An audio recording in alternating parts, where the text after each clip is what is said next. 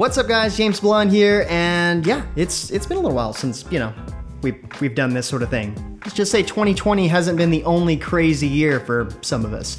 Anyway, that's not why you're here. You might be here to check out this guy. This is the Blue YetiX, the latest in the Yeti lineup from Blue Microphones.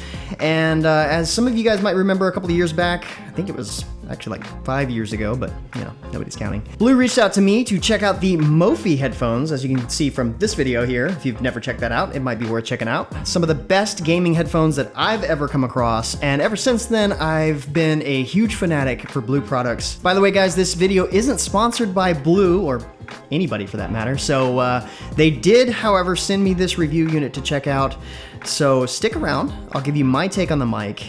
We'll check out some of the features, and yeah, we'll see how it goes. But first, let's sort of back up and go see what comes with. All right, so I've got the Blue YetiX right here. This is how it comes in a nice package. Let's see what's on the box. So according to this, it's the ultimate mic for creating and streaming. Probably not wrong. It supports all of these platforms. A big one is native Discord support, which it says right on the front of the box. Product features, like the traditional original Yeti, it's got the custom 4-capsule condenser array for greater focus and clarity. High-res LED array, so that way, you know, you've got a cool visual representation of your voice levels. Really cool multifunctional smart knob controls, which we'll take a look at. Most of these, of course, are exclusive to the YetiX, like the customizable lighting for personalizing your mic. I mean, we do this on our computers and all of our other peripherals, so why not our mics? I mean, everybody likes that RGB goodness. It also uses the Logitech G Hub software to enable Blue Voice for vocal presets and to tweak the lighting effects. Yeah, so if you didn't know, Logitech acquired Blue semi-recently, and that's why some of the headphones like the Logitech G Pro X headset also uses Blue Voice. But let's go ahead and crack this guy open.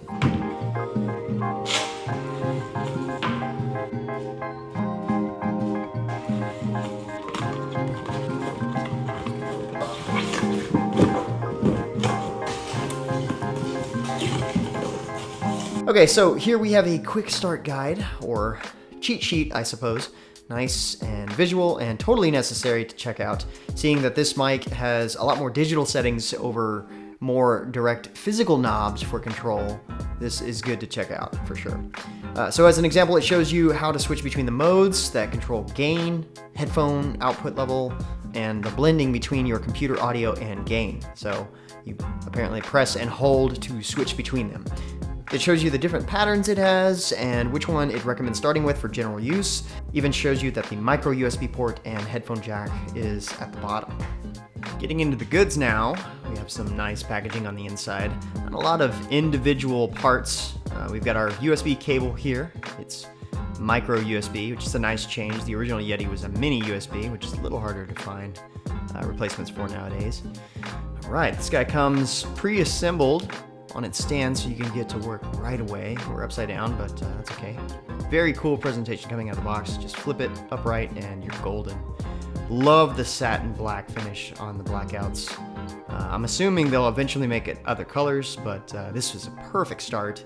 Love the dark stainless accents. Overall, it's a pretty sweet looking mic, that's for sure. Let's get it hooked up and see how it sounds. Okay, so we're back at our setup here. I've got the YetiX mounted to the Blue Compass boom arm, which I'd at least recommend getting some kind of boom arm long term over just the standard desk stand that it comes with, especially if you're doing some kind of recording. You're not gonna wanna get those desk bumps and whatnot into your audio. But as you can see, this mic is picking up my voice levels. You can visually see that as I'm talking, which is nice. These are the default colors, which can be changed, of course. We'll wanna take a look at that. But as you get louder, you'll notice over on the right side that it starts to lean towards the yellow and pushes the LEDs further until they get to the red, kind of like that. Sorry for your ears. So if we start to turn the knob here, it controls our mic gain, which is basically the sensitivity of the mic. I'm about 12 inches or so away from the microphone, and as you can see, that's what you're hearing now. It picks up quite well, so gain is super sensitive on this particular microphone. If I press the button on the knob, If I press and hold the button for about a second, it switches to my output volume, which is great if you're using headphones like I do, and you have your audio playback coming from your PC through the mic. You'll hear yourself through the mic and your in-game audio or computer audio through your headphones, and this adjusts the audio passing through. If I press and hold the button for another second, it switches to the blend mode, which is how much of what audio do you want passing through your headphones, or do you want more of your microphone, or do you want more of your PC audio? As you go this way, of course that's going to get more microphone, and of course this way, as indicated, gets more of your headphone or PC audio coming through. Depending on what you're using this for, this could go one way or the other, so it's nice to have quick access to these controls. And once you switch to it like this, if you don't really care about seeing your audio levels, it sort of just stays in that mode, which is a nice, subtle feature. Of course, all of these things can be controlled in the Logitech G Hub software, which we'll take a look at as well. On the back of the mic, we have a single button here that's used to switch between the different patterns for different uses. Right now we have it set to the default mode according to the quick start guide, which is sort of an upside down heart. It's called cardioid mode. Love that word, cardioid. Cardioid. It's meant for sources directly in front of the microphone, so this is what you're going to be typically using if you're streaming or just chatting on Discord or whatever it may be. Press it once and it switches over to bi-directional mode, which is great for if you're having a conversation with somebody. That way you hear on both sides of the microphone, so you can hear on this side and that side. And if you start to get in the center here, then you start to lose a little bit of that sound. Next up, we have stereo mode, which separates the left and right channels for more of an environmentally specific sound. So if you're playing an instrument, or if you're into those ASMR videos where you get really close like this and start whispering. Very creepy. Next up, we have omnidirectional mode, which of course is all around. So this picks up sound all around you, no matter where you are. It's going to have some level of reception here. So basically, this would be great if you're using it for a conference call. You have a couple of gamers in a room together, and you're all talking about topics. Great for podcasts. If you're doing a discussion, you only have one mic. Of course, these are the same patterns we've always had on the original Yeti, but it seems like Blue has taken a more modern approach to how they're changed. So they ditched the knob in the back, and instead they have the simple button with LED indicators that can actually be individually customized to your liking, which is getting kind of extreme. And totally necessary. Let's take a look at the software. All right, here we go. This is the Logitech G Hub software that will let you configure the YetiX. As you can see, I've got my G502 Hero and my G910 keyboard, and then of course the YetiX. Here we have settings for the microphone in regards to sound. Next is lighting configurations, and then we have some controls over our headphone pass-through. Right off the bat, a really super nice feature is the per profile configuration, which I'm used to with my mouse and keyboard already. So this will allow you to adjust settings for each profile you set up. So you could have one set up for streaming, you could have one set up for recording, or just playing games with friends as a default. You can even make them switch automatically to a certain profile based on the application you launch. This is a really convenient feature that goes beyond what third-party audio configuring software can actually do for you. So this is where we're going to start getting into the virtual settings from what I already showed you on the mic itself. So the gain is going to be the same as what you see on the front of the mic in terms of levels and as it picks up your voice. Same here, you can actually pick your pattern through the drop-down menu here, or if you want, you can actually cycle through them on the microphone setting itself, and it'll reflect that change in the window here. Moving on to another great feature, Blue Voice. This gives you the ability to adjust the way you sound as you're being picked up by the mic. For starters, you have the basic voice equalizer, which you can go into more detail by clicking right here and adjusting some of these things. Or you can even go into the advanced controls, which is going to give you even more flexibility when it comes to some of the components to correct for, say, background noise, or put a limiter on loud outbursts if you're prone to them. This gets a little bit more on the advanced side of things, of course, but it's nice to have this level of detail without having to have a separate audio program or rely on making all of these changes in post, if that's even possible. Before starting from scratch, of course, you've got plenty of presets that you can play around with to get a nice foundation for how you want to sound. As an example, this is how Broadcaster 1 sounds. This is the sound of Broadcaster 1, and this is the sound of Broadcaster 2. So some of these settings in here and the overall levels are what's getting changed between these presets. And of course, you can go in there and tweak them how you want. You start getting to sound pretty different once you go into, like, say, FM radio station.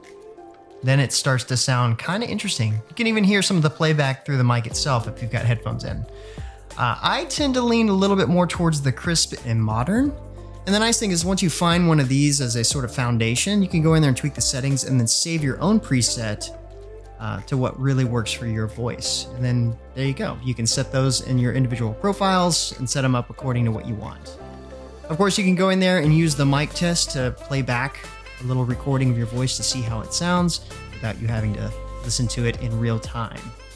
Hopping over to the lighting, we've got everything under the sun pretty much customizable. This is for the knob LEDs, what color is shown for live and mute. Now personally, I don't like to change the mute color. Red for mute is the least confusing if mute is something that you need to use often. You have the LED animation options for either breathing or fixed. I'm showing you guys the G-Hub software on my recording computer, which happens to be a Mac. But I do think the PC version has a couple more options around lighting somewhere, if I'm not mistaken. Either way, you can essentially go into each category, metering, mode, and pretty much put a theme of colors on everything, including, like I mentioned earlier, the individual LEDs that represent the pattern you're on. Overkill? Yeah, probably. Still cool that you have that level of customization just because? Absolutely. Overall, guys, of course I love this microphone. It's everything you can ask for in the original Yeti with a now even sleeker, more feature-rich design. The customizable LEDs are really awesome, don't get me wrong here, but this is not exactly why I would buy this microphone specifically. I actually really like the hardware and software integration aspect of it. So being able to tweak your mic settings from a really intuitive software is absolutely key. I think that's one of the best features of this microphone. I can also see them going even further with presets and future updates, giving more features to your already existing microphone, so it makes it a lot more relevant for a longer period of time. I think this mic is great for beginners who just want to be able to plug and play and make some of the basic changes to the mic itself on the mic without dealing with any of the software, but it's also good for somebody who might be getting into more recording or live streaming and they want to dial in some of their settings with Blue Voice in the software, so that way they're not having to do that in post-editing and want to make their voice sound great every time. The YetiX is going to run you right at $170 versus the original Yeti sitting at the $130 price point. I totally think it's worth the price difference considering the Blue Voice features. The customization aspect is definitely in there, but mainly the software and hardware integration. Being able to update your microphone in the future with new presets and maybe some new stuff, I think is going to be what really makes this mic shine. Anyway, guys, thanks for joining me on this. If you like this video, you know what to do. But for now, stay safe and keep your families healthy. Until next time, guys, that's going to be it from me. I'm James Blonde. See you out there, gamers.